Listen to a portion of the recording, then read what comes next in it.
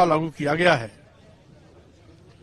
अनुच्छेद 340 के अंतर्गत पिछड़े वर्गों को आरक्षण का प्रावधान किया गया, जिसके तहत 27% आरक्षण इनको प्राप्त हुआ है। अनुसूचित जाति अनुसूचित जनजाति को अनुच्छेद 15(4) और 16(4) के तहत आरक्षण की व्यवस्था की गई है। लेकिन जब से भाजपा सरकार आई है, एक एक करके आरक्षण व्यवस्था की धज्जियां उड़ा रहे हैं। 69,000 शिक्षकों की भर्ती में जिस तरीके से आरक्षित वर्ग के पिछड़े वर्गों के चयनित अभ्यर्थियों के सापेक्ष उन्हें नियुक्ति न देकर पिछड़े वर्गों के स्थान पर सामान्य वर्ग के लोगों की तैनाती कर दी,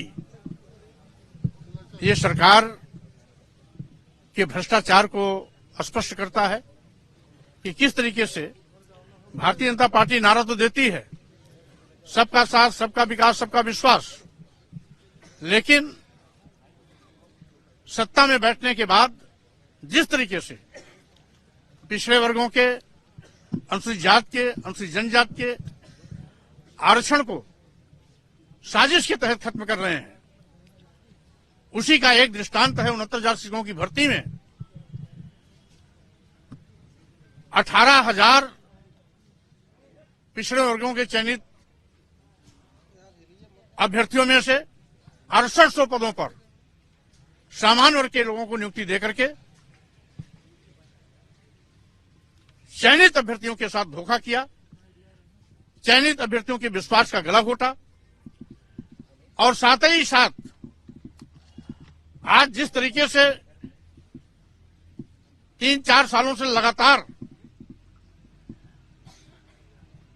योगी सरकार आकंठ भ्रष्टाचार में डूबी हुई है, अपने चहेतों को रेवड़ी की तरह नियुक्ति पत्र देकर के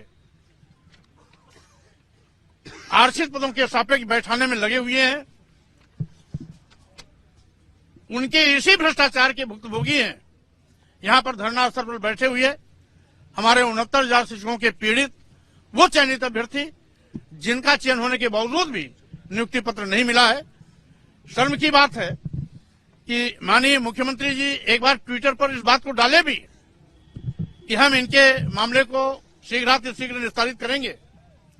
शिक्षा मंत्री को निर्देश दिए, लेकिन सारे के निर्देश हवाई साबित हुए। का बार बार नाम लेकर के हिंदू मुसलमान का कार्ड खेल करके देश की जनता की और प्रदेश की जनता की आंख में धूल झोंकने की जो इनकी नापाक कोशिश है, गंदा खेल है, उससे इनको बाज आना चाहिए। आज सरकार सभी मुद्दों पर बुरी तरह से पिट गई है। बड़े पैमाने पर बेरोजगारी है, बेरोजगार नौजवानों को रोजगार दे नहीं पा रहे हैं, महंगाई से जनता की कमर टूट रही है। आज बड़े पैमाने पर किसानों के साथ हकतलफी हो रही है।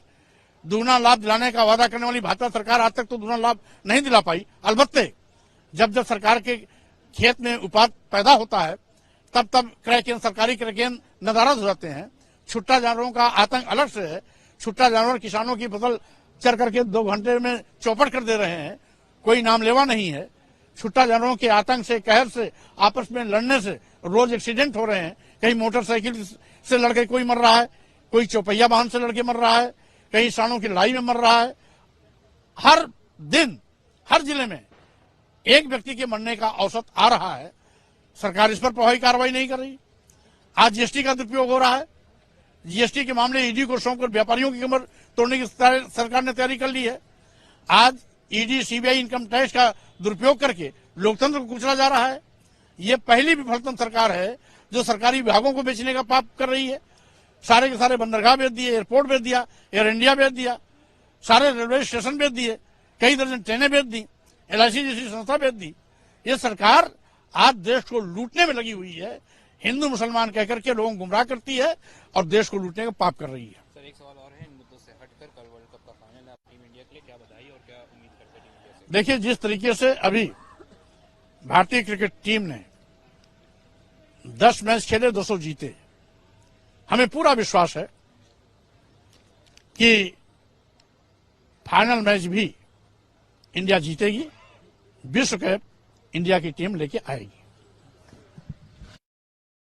अमर उजाला अब आपके टीवी पर भी।